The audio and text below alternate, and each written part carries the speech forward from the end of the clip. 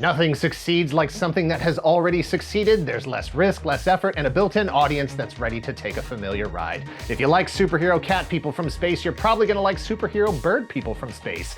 Get ready to be serviced because it's the thing you already like in a different package. Hi, I'm Dan Larson, and this is the history of Silverhawks.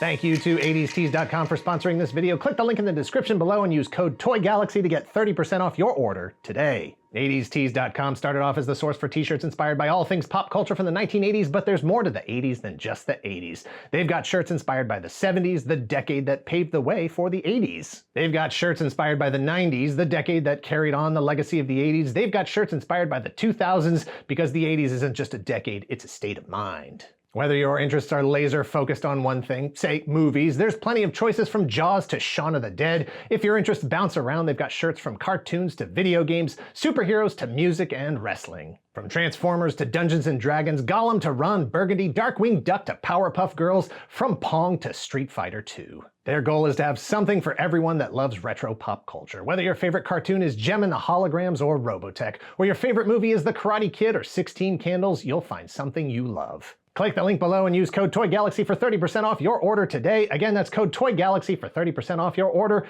Thanks again to 80stees.com. We have covered Silverhawks previously back in 2017. We wanted to revisit it to tell a more comprehensive version of the story, to update the record, and include developments that have occurred since. I can assure you that this is more than just the same thing, but slightly different. Silverhawks is an animated series produced by Rankin Bass Entertainment that ran one season of 65 episodes from September to December of 1986. It is a companion series to Rankin Bass's Thundercats, which began airing 1 year earlier, a second team of alien superheroes to fight the battle for kids' attention. Deep in space, outer space, in a galaxy called Limbo, there exists a prison so large it occupies an entire planet, full of criminals kept in check by an intergalactic team of law enforcement specialists called Silverhawks. Technically, they're a vigilante superhero force, but they are led by a guy who is actually an ex-cop.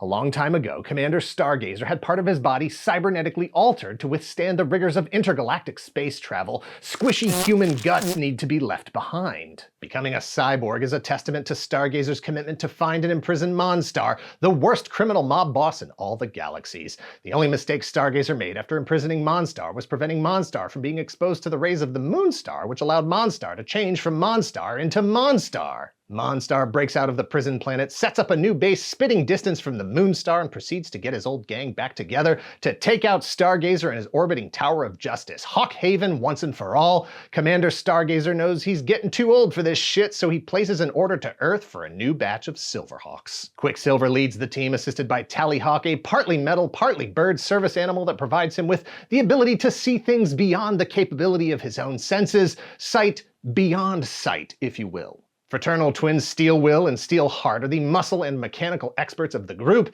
Bluegrass is the cowboy hat-wearing, electric guitar, laser-shooting pilot of the Silverhawks spaceship, the Mirage. And Copper Kid is the youngest and the smartest and totally incapable of speaking in anything other than whistles and clicks.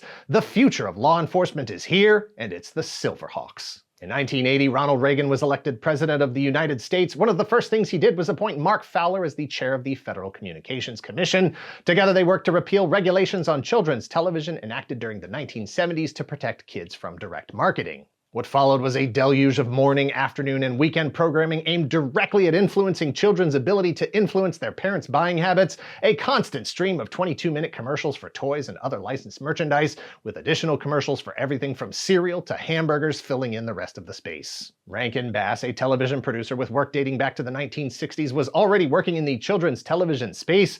They were synonymous with family entertainment, having produced 2 decades worth of stop-motion holiday specials and adaptations of both The Hobbit and Return of the King. Filmation kicked off the era with He-Man and the Masters of the Universe, but before long every animation studio and toy company were fighting for access to kids' eyeballs. G.I. Joe, Transformers, Pac-Man, Mr. T, Voltron, GoBots, Muppet Babies, Inspector Gadget, Reboot the Amazing Cube, Dungeons & Dragons, Rainbow Bright, Turbo Teen, Mighty Orbots, and more. Rankin Bass partnered with writer and creator Ted Wolfe to develop an original series of their own. The result was Thundercats, a syndicated animated series that ran a total of 130 episodes, the first 65 of which aired from September to December of 1985.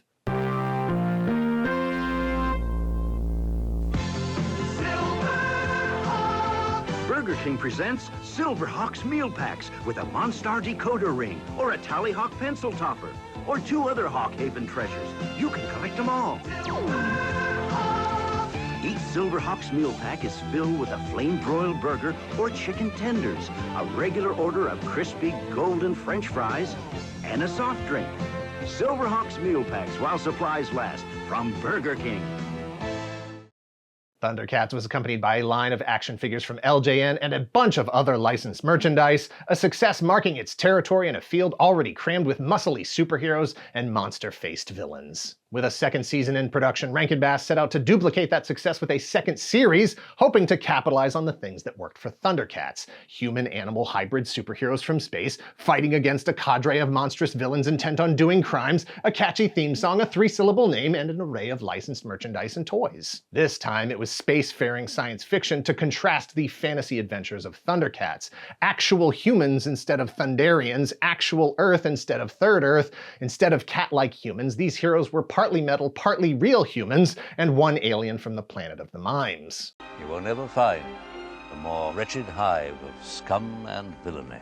The differences were mainly superficial, as the production behind the scenes was practically identical. Peter Lawrence was a script consultant on Thundercats. He was head of development for Silverhawks. Lee Daniker was a supervising producer on both series. Bernard Hoffer composed the music for both. Mike Jermakian designed characters for both. Of the 24 writers on Silverhawks, 17 of them also wrote for Thundercats.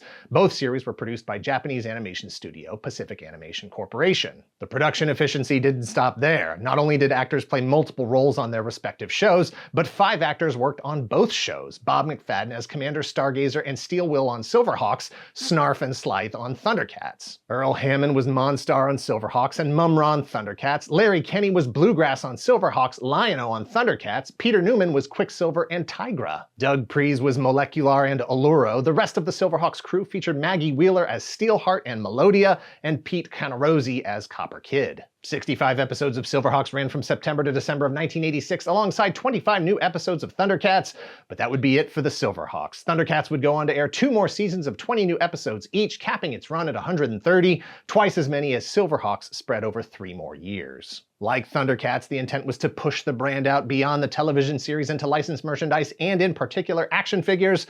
While Thundercats toys were produced by LJN, Silverhawks landed with Kenner Toys, who were desperately looking for a line or lines to replace the defunct Star Wars, whose sales were nearly non-existent by 1986. The first wave of Silverhawks toys was released in 1986. Figures prioritized action features over articulation. Each figure came with a companion bird that doubled as a weapon: Quicksilver with Tallyhawk, Monstar with Sky Shadow, Bluegrass with Sideman. Kenner released the core team of 5 Silverhawks, Commander Stargazer, and 2 additional Hawks, Flashback and Hotwing, 4 villains including Monstar and Mumbo Jumbo, the Mirage Starship, and 3 life-size Super Attack bird versions of Tallyhawk, Sky Shadow, and Stronghold. Wave 2 hit in 1987 and quickly disappeared from shelves as the show was no longer airing new episodes and there was no second season in production.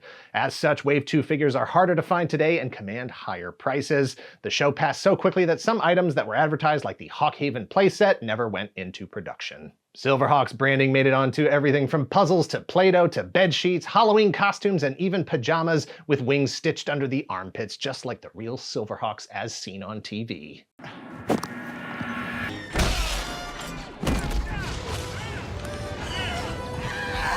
Marvel Comics was already home to cartoon and toy-inspired series like Transformers and G.I. Joe. Silverhawks landed at their Star Comics imprint with other toy brands like Care Bears, Ewoks, Madballs, Popples, Strawberry Shortcake, and Thundercats. That's 2 different series: Strawberry Shortcake and Thundercats. Can you imagine? Star Comics published 5 issues before the title was moved to Marvel Comics proper for issues 6 and 7. At least one writer for the show, Steve Perry, also wrote for the comics. If you haven't had a chance to experience Silverhawks in the last 40 years, Warner Home Video released the first 32 episodes on DVD in 2008. Volume 2 followed 3 years later as a manufacturer-on-demand release exclusive to the Warner's online store and Amazon.com. You can also purchase it digitally on various streaming services, including here on YouTube. Unlike Thundercats, Silverhawks never got a shot at a reboot. That said, Monstar did make a very brief cameo during an episode of the 2011 reboot of Thundercats. Unfortunately, any potential Silverhawks spin-off or future appearances were contingent upon the success of Thundercats itself. Check out our video for the story behind that series. In 2021, Super 7 announced that they were producing new Silverhawks as part of their Ultimate series of 7-inch action figures, and that they were the new rights holders of the Silverhawks brand altogether. Shortly after that, Nacelle announced that they were partnering with Super 7 to produce a new Silverhawks animated series, and a second toy manufacturer, Ramen Toys, announced a Quicksilver action figure as well. Over the next 2 years, Super 7 announced 2 additional waves of action figures, while Ramen announced an armored version of Monstar. As of this video, Super 7's Wave 2 has been delivered to customers, Wave 1 is pending, and Wave 3 is at the factory. Ramen has delivered both Quicksilver and Monstar. And then things get muddy. Silverhawks was originally developed by Rankin Bass, who at the time were owned by Telepictures. 3 years later, Telepictures was purchased by Lorimar Productions and merged to create Lorimar Telepictures. In 1989, Lorimar Telepictures was purchased by Warner Brothers, who likely challenged Super 7's ownership of the Silverhawks sometime in the last 2 years, reasserting their rights to the property despite its prior 2 decades of dormancy. What does that mean? As of this video, Super 7's website shows only the previously announced waves of action figures, no update on the Nacelle animated series since the initial announcement in 2021, no word from Warner Brothers regarding an intent to produce anything related to the brand. Like Tiger Sharks, Silverhawks appears to be dead in the water. But if you want something like Silverhawks, check out the Silver Cops storyline running through season 3 of the Hulu animated series Solar Opposites.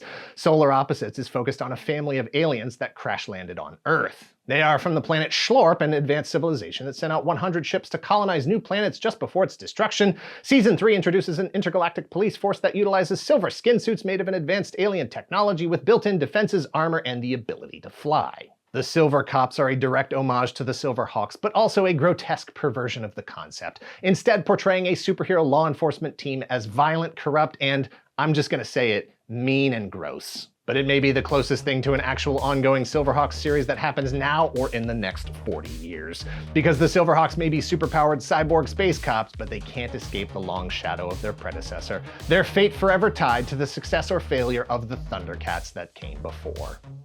Thanks for watching. Please hit like, hit subscribe if you're not already a subscriber. Thank you very much to those of you who already are. If you're in the position to help the channel grow, if you would like early access to the videos ad-free, as well as behind-the-scenes features, sneak peeks at upcoming projects, and exclusive monthly podcast about the show, please visit our Patreon at patreon.com/toygalaxy and let us know in the comments down below if you were a fan of Silverhawks back in the day. I definitely watched more Silverhawks than Thundercats. Thundercats was always just coming on as I was walking out the door to catch the bus in the morning before school. Silverhawks was on in the afternoon well after I got home. I also had more Silverhawks toys than Thundercats, which I had none of, likely because I'm easily distracted by shiny metal objects. I like birds and space rangers, and they were on super clearance every time I went to the store.